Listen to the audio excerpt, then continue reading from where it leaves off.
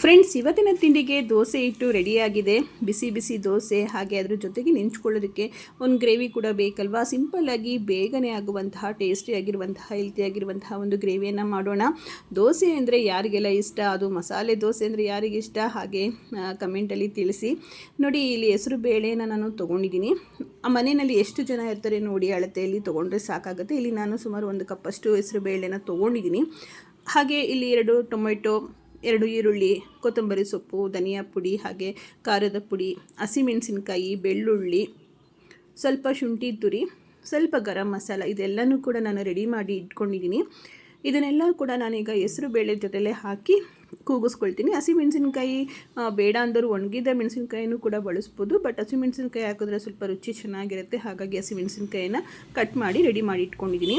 ಹಾಗೆ ಇಲ್ಲಿ ಹೆಸರು ಬೇಳೆ ಕೂಡ ಬೇಯಕ್ಕೆ ಇಟ್ಟಿದ್ದೀನಿ. ನೀರು ಹಾಕಿ ಸ್ವಲ್ಪ ಅರಿಶಿನ ಮತ್ತು ಉಪ್ಪು 2 ಕೂಡ ಹಾಕಿದ್ದೀನಿ.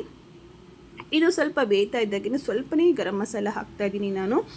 ಸ್ವಲ್ಪ ಎಣ್ಣೆ ಹಾಕಿದ್ರೆ ಹೆಸರು ಬೇಳೆ ಚೆನ್ನಾಗಿ ಬೇಯುತ್ತೆ. ಹಾಗೆ ಇಲ್ಲಿ ಖಾರದ ಪುಡಿನ ತೊಗೊಂಡಿದ್ದೀನಲ್ಲ, ಅದನ್ನು ಕೂಡ ನಾನೀಗ ಹಾಕ್ಕೊಳ್ತಾ ಇದ್ದೀನಿ. ಖಾರದ ಪುಡಿ ಜಾಸ್ತಿ ಬೇಡ, ಯಾಕೆ ಅಂತ ಹೇಳಿದ್ರೆ ನಾವೀಗಾಗಲೇ ಹಸಿಮೆಣಸಿನ್ಕಾಯಿನ ಹಾಕ್ತಾಯಿದ್ದೀವಿ, ಹಾಗಾಗಿ ಜಾಸ್ತಿ ಏನು ಬೇಡ. ಇದ್ರ ಜೊತೆಗೆ ನೀವು ಒಂದು 1/4 ಸ್ಪೂನ್ ಸಾಂಬಾರು ಪುಡಿ ಹಾಕಿದ್ರೂ ಕೂಡ ತುಂಬ ಟೇಸ್ಟಿಯಾಗಿರುತ್ತೆ. ಖಾರದ ಪುಡಿ ಬೇಡ ಅಂದವರು ಸಾಂಬಾರು ಪುಡಿ ಕೂಡ ಹಾಕೋಬೋದು. ಈಗ ನಾನು ಕಟ್ ಮಾಡ್ಕೊಂಡಿರುವಂತಹ ಕೊತ್ತಂಬರಿ ಸೊಪ್ಪು, ಹಾಗೆ ಇದ್ರ ಜೊತೆಗೆ ಜೀರಿಗೆ ಕೂಡ ನಾನು ಇಲ್ಲಿ ಹಾಕಿದ್ದೀನಿ.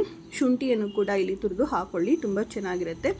ಬೆಳ್ಳುಳ್ಳಿ, ಈರುಳ್ಳಿ ಮತ್ತು ಹಸಿಮೆಣಸಿನ್ಕಾಯಿ ಇದೆಲ್ಲನೂ ಕೂಡ ನಾನು ಹೆಸರು ಬೇಳೆ ಜೊತೆಗೆ ಈಗ ನಾನು ಕೂಗಿಸ್ಕೊಳ್ತಿದ್ದೀನಿ.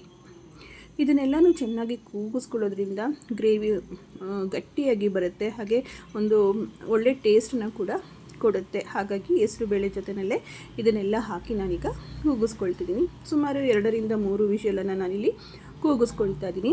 ಇನ್ನೇನು ಹೆಸರು ಬೇಳೆ ಬೇಯೋ ಅಷ್ಟರಲ್ಲಿ, ಇದೆಲ್ಲ ಪದಾರ್ಥಗಳೆಲ್ಲ ಬೇಯೋ ಅಷ್ಟರಲ್ಲಿ ದೋಸೆ ಹಿಟ್ಟನ್ನು ಒಂದು ಪ್ರಮಾಣದಲ್ಲಿ ನಾನು ರೆಡಿ ಮಾಡ್ಕೊಳ್ತೀನಿ. ಹಾಗೆ ಒಗ್ಗರಣೆಗೆ ಇಲ್ಲಿ ಕರಿಬೇವು ಮತ್ತು ಬೆಳ್ಳುಳ್ಳಿ, ಜೀರಿಗೆ ಇದೆಲ್ಲನೂ ಕೂಡ ತೊಗೊಂಡಿದ್ದೀನಿ. ಸ್ವಲ್ಪ 1 ಸ್ಪೂನ್ ಕಡಲೆ ಹಿಟ್ಟನ್ನು ನಾನು ನೀರಲ್ಲಿ ನೆನೆಸಿಟ್ಕೊಂಡಿದ್ದೆ. ನೋಡಿ, ಸಿಂಪಲ್ ಆಗಿರುವಂತಹ ಒಗ್ಗರಣೆಯನ್ನು ನಾನು ಇಲ್ಲಿ ಹಾಕ್ಕೊಳ್ತಾ ಇದ್ದೀನಿ. ಸ್ವಲ್ಪ ಎಣ್ಣೆ, ಸಾಸಿವೆ, ಬೆಳ್ಳುಳ್ಳಿ, ಕರಿಬೇವು ಇದನ್ನೆಲ್ಲ ಹಾಕ್ಕೊಂಡು, ಇಂಗು ಅದನ್ನು ಕೂಡ ತುಪ್ಪದಲ್ಲಿ ಒಗ್ಗರಣೆ ಹಾಕ್ಕೊಳ್ಳಿ, ಇನ್ನೂ ಟೇಸ್ಟಿಯಾಗಿರುತ್ತೆ. ಹಾಗೆ ನಾನಿಲ್ಲಿ ಕಡಲೆ ಹಿಟ್ಟು, ಇದು ಕೂಡ ಆಪ್ಷನ್ನು, ನೀವು ಬೇಕು ಅಂತ ಹೇಳಿದ್ರೆ ಹಾಕ್ಬೋದು. ಕಡಲೆ ಹಿಟ್ಟು ಹಾಕಿರೋದ್ರಿಂದ ಸ್ವಲ್ಪ ಗ್ರೇವಿ ಗಟ್ಟಿಯಾಗುತ್ತೆ, ಹಾಗೆ ಸ್ವಲ್ಪ ಟೇಸ್ಟು ಕೂಡ ಬೇರೆ ಇರುತ್ತೆ. ಹಾಗಾಗಿ ಕಡಲೆ ಹಿಟ್ಟನ್ನು ನಾನು ಇಲ್ಲಿ ಬಳಸಿದ್ದೀನಿ. ಬೇಡ ಅಂದವರು ಖಂಡಿತ ಅದನ್ನು ಸ್ಕಿಪ್ ಮಾಡ್ಬೋದು. ಇಷ್ಟೇ ಸಾಕಾಗುತ್ತೆ ಈ ಗ್ರೇವಿಗೆ. ಈ ಶುಂಠಿ ಇದೆಲ್ಲ ಹಾಕಿರೋದ್ರಿಂದ ಸ್ವಲ್ಪ ಟೇಸ್ಟು ಬೇರೆಯಾಗೇ ಇರುತ್ತೆ ಈ ಗ್ರೇವಿ. ನೋಡಿ ಫ್ರೆಂಡ್ಸ್, ಇದೊಂಥರ ತುಂಬಾ ಹೆಲ್ತಿಯಾಗಿರುವಂತಹ ಒಂದು ರೆಸಿಪಿ ಅಂತ ನಾನು ನಿಮ್ಮ ಜೊತೆ ಶೇರ್ ಮಾಡ್ಕೊಳ್ತಾ ಇದ್ದೀನಿ. ತುಂಬಾ ಸಿಂಪಲಾಗಿ, ತುಂಬಾ ಟೇಸ್ಟಿಯಾಗಿ, ಒಂದು ಒಳ್ಳೆ ಕಾಂಬಿನೇಷನ್ ಆಗಿರುವಂತಹ ಈ ಹೆಸರು ಬೇಳೆ ಗ್ರೇವಿಯನ್ನು ನೀವು ಕೂಡ ಟ್ರೈ ಮಾಡಿ. ಇಷ್ಟ ಆದರೆ ಕಮೆಂಟ್ ಮೂಲಕ ನಿಮ್ಮ ಅಭಿಪ್ರಾಯ ತಿಳಿಸಿ. ನೋಡಿ, ಕಡಲೆ ಹಿಟ್ಟು ಆಪ್ಷನ್ ಅಂತ ಆಲ್ರೆಡಿ ಹೇಳಿದ್ದೀನಿ ನಾನು. ಅದನ್ನು ಸ್ವಲ್ಪ ನೀರಲ್ಲಿ ಕಲಸಿ ಈ ಥರ ಹಾಕ್ಕೊಳ್ಳಿ. ಗ್ರೇವಿ ಸ್ವಲ್ಪ ಕನ್ಸಿಸ್ಟೆನ್ಸಿ ಬರುತ್ತೆ, ಸ್ವಲ್ಪ ಗಟ್ಟಿಯಾಗುತ್ತೆ. ಹಾಗಾಗಿ ನಾನು ಇದನ್ನು ಬಳಸಿದ್ದೀನಿ.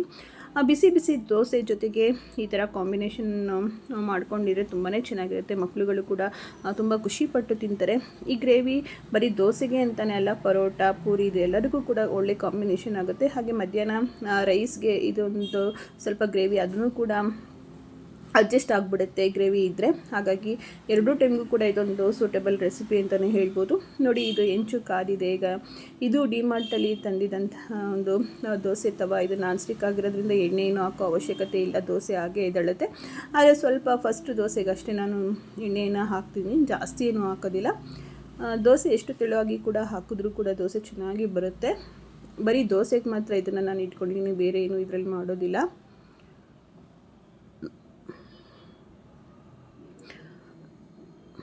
ಬಿಸಿ ಬಿಸಿ ದೋಸೆ ಜೊತೆಗೆ ಹೆಲ್ತಿಯಾಗಿರುವಂತಹ, ಟೇಸ್ಟಿಯಾಗಿರುವಂತಹ ಹೆಸರು ಬೇಳೆ ಮೂಂಗ್ ದಾಲ್ ಗ್ರೇವಿ ಸವಿಯಲು ಸಿದ್ಧ ಆಗಿದೆ. ಖಂಡಿತ ಎಲ್ಲರೂ ಕೂಡ ತುಂಬ ಇಷ್ಟಪಟ್ಟು ತಿಂತಾರೆ ಇದನ್ನು. ಈ ಚಪಾತಿಗೆ ಇದೆಲ್ಲದಕ್ಕಿಂತ ದೋಸೆಗೆ ಇದು ಒಳ್ಳೆ ಕಾಂಬಿನೇಷನ್ ಅಂತಲೇ ಹೇಳ್ಬೋದು. ಸೊ ನಿಮಗೂ ಕೂಡ ಇಷ್ಟ ಆಯಿತು ಅಂತ ಹೇಳಿದ್ರೆ ರೆಸಿಪಿ ಟ್ರೈ ಮಾಡಿ, ಮನೆಯಲ್ಲಿ ನಿಮ್ಮ ಅಭಿಪ್ರಾಯವನ್ನು ತಿಳಿಸಿ. ಬಿಸಿ ಬಿಸಿ ದೋಸೆ ಜೊತೆಗೆ ಹೆಸರುಬೇಳೆ ಮೂಂಗ್ ದಾಲ್ ಗ್ರೇವಿ ಸವಿಯಲು ಸಿದ್ಧ ಆಗಿದೆ. ಎಣ್ಣೆ ಏನೋ ಹಾಕದೇ ಇದ್ದರೂ ಕೂಡ ದೋಸೆ ನೋಡಿ ಎಷ್ಟು ಚೆನ್ನಾಗಿ ಬರ್ತಾ ಇದೆ. ಸೊ ಇದು ನಾನ್ ಸ್ಟಿಕ್ ಆಗಿರೋದ್ರಿಂದ ತುಂಬಾ ಚೆನ್ನಾಗಿದೆ. ನನ್ನ ಒಂದು ಕೆಲವೊಂದು ಅಡುಗೆ ಮನೆಯಲ್ಲಿ ಇರೋ ವಸ್ತುಗಳಲ್ಲಿ ಈಗ ಈ ತವ ಕೂಡ ಫೇವ್ರೇಟ್ ಆಗಿದೆ ಅಂತಲೇ ಹೇಳ್ಬೋದು. ನನಗೆ ಖುಷಿ ಆಗುತ್ತೆ ತವದಲ್ಲಿ ದೋಸೆ ಎಲ್ಲ ಮಾಡಬೇಕಾದ್ರೆ, ಏಕೆಂದರೆ ಒಂಚೂರು ಪ್ರಾಬ್ಲಮ್ ಕೊಡೋದಿಲ್ಲ. ಹಾಗಾಗಿ ತುಂಬಾ ಈಸಿಯಾಗಿ ದೋಸೆ ಎದ್ದೇಳುತ್ತೆ.